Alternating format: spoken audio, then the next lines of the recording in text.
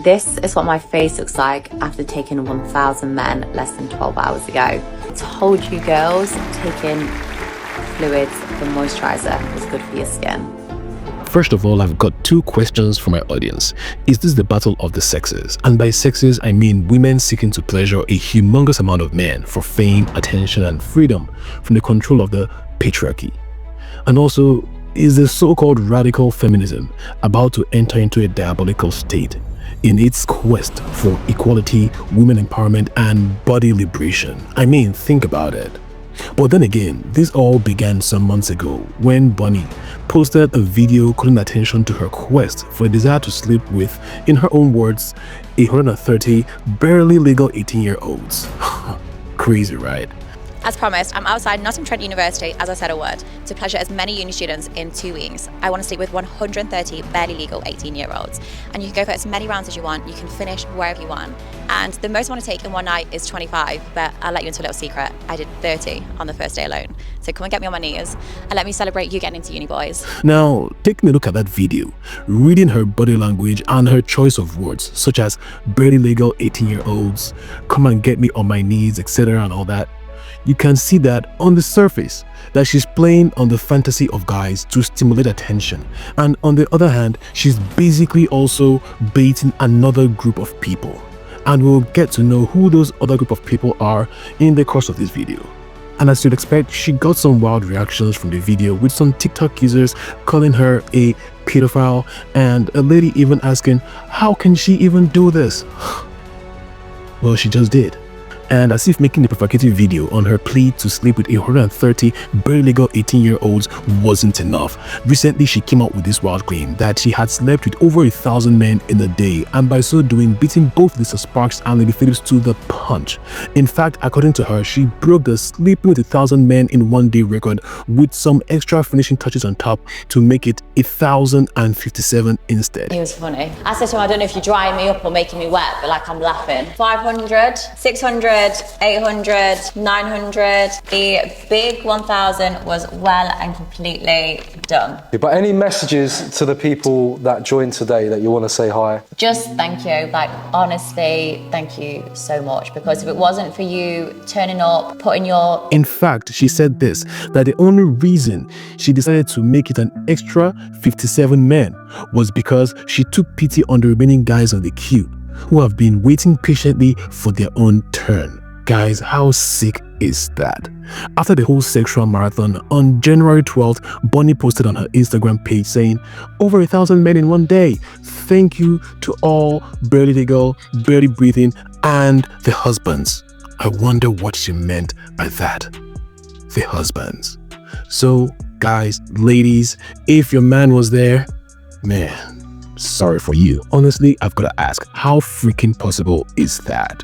Well, according to a feminist writer, Julie Bindel, that should be near impossible. Although, to be frank, she said this in an interview she did while she was addressing Lily Phillips' New Year's resolution quest to sleep with 1,000 men in a day. Now, she said this, if Lily Phillips slept with 1,000 men, she'd practically be dead. Whoa. Many of them defend their choice by saying this is all about her agency and her sexual pleasure, and what can women expect if they want sexual liberation, and then complain about the effects of something like 100 men penetrating you. If this gimmick saw the light of day with 1,000 men in 24 hours, she would be dead. And here we have Bunny Blue claiming that she has slept with over 1,000 men in less than a day, and she's still alive, not a walking corpse. Now, to be honest with you guys, I think Julie Bindel's assertion is technically reasonable, seeing that such laborious heavy lifting and marathon action will take an excruciating amount of toll on the body and especially the heart. And of course, out of painstaking curiosity, I did a Google search calculation to have an idea on approximately how long each man needs to last to make Bunny's dream come true. And I got this. If it is divided into the proper time scale, there are like 720 minutes in 12 hours. So it means that if all her claims are true, each man would have been the star for not more than 1 minute. To put it simply, about 47 seconds to be exact. Is this a perfect definition of a 1 minute man or what? Can we just get the names of these guys so we can publicly name and shame them? bomberclats. And guess what? Things even get wilder when Bunny accuses women of not satisfying their own husbands, and thus she has decided to make herself available to get that hole left by women filled. In her own words, she said this: women are lazy, and then further goes ahead to take a huge dig at feminists, wives, and women in general who believe that men should be paying all the bills and still be expected to come home to cook and clean. Do you think it's okay that men cheat on their wives with you? 100%. Why? Because women are lazy. If you ask the average person, when's the last time your wife went down on them, they're going to say it was ages ago. The other thing with women, they want women rights and they want things equal, but then they're the ones that want the bills to be paid for. They expect their guy to go and earn more money than them. Then they also want the guy to come home, clean the house, look after the kids. So it's like, you can't expect someone to do all of that, and then you're not even going to do the bare minimum, which is go down on them. So when they're not doing that, I offer it free. And interestingly enough, according to Bunny, in the same interview, she says this: she's saving marriages by rendering essential services needed to keep a family together. I think that's okay. Well, yeah, it's a service they deserve. So do you think that you're saving marriages by sucking cocks? Yeah, because then they're not having like an affair, like an emotional connection with someone. What is it? Now, the question is this: do women whose husbands that are patronizing her family therapy services think she's actually doing their family a favor, or vice versa? Ladies, what do you think? Well, as you'd expect, TikTok comment section went ballistic, with some women saying things such as, she's broken and she doesn't even know it. As a woman, we don't claim her or want her. She's enraging. She blames the wives. She's a sad, messed up woman. As you can see, while a lot of women are finding this sickening, on the other hand, some guys had this to say: it's correct all the same. A lot of truth in this. Apparently, from this, some guys seem to agree with her. Unfreaking believable. Now, let's not sugarcoat the whole thing.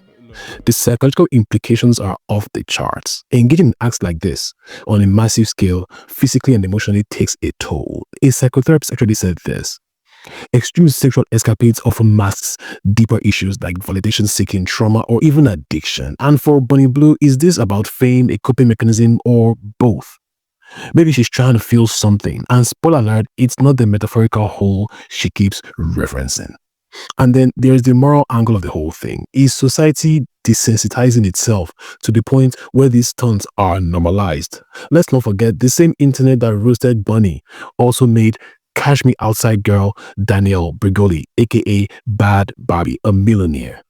Social media feeds on controversy and extremes, and folks like Bunny know exactly how to exploit it. In short, that is where things even get juicier. Bunny knows exactly what she's doing. Her every word, every post, every birthday girl comment, it's all calculated rage bait. She's like a social media arsonist, throwing matches into a gasoline puddle just to watch the explosion. And while we're all out here debating whether she's liberated or loony, she's cashing in on the whole attention.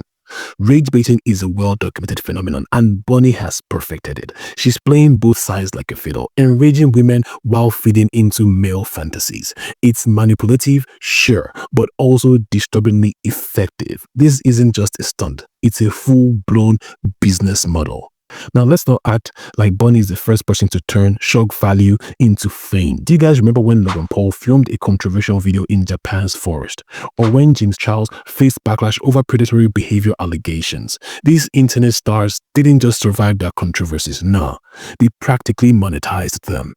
Bunny seems to be banking on the same principle, although her route is a bit far more messier. But here's the critical difference. While Paul and Charles faced genuine consequences, Bunny's actions challenged societal norms so deeply that the backlash might actually catapult her career even further. In a culture obsessed with breaking the internet, she might just end up winning. Bunny Blue is doing all that for women, not men. I keep seeing videos, and to be honest, I haven't watched too much because it literally makes me just sad inside. That's for women. She's not doing that for men. Like, everyone's like, you're a pick-me, you're a pick-me. Like, if all the women disappeared from Earth tomorrow and there was just her, are you telling me she'd still do what she's doing? In all sincerity, this whole controversy raises some uncomfortable questions. Are we as a society enabling stunts like this by giving them attention? I'm asking because social media sort of thrives on extremes, and Bunny is proof that the louder, crazier, and more controversial you are, the more eyeballs you actually get to your content. But at what cost? Now, psychologically, morally, and culturally, what do we lose when we normalize this kind of spectacle? If Bunny's story teaches us one thing, it is that the line between fame and infamy is practically thinner than ever, and some people are more than willing to cross that line. Do you guys think so? Let me know your thoughts in the comment section below.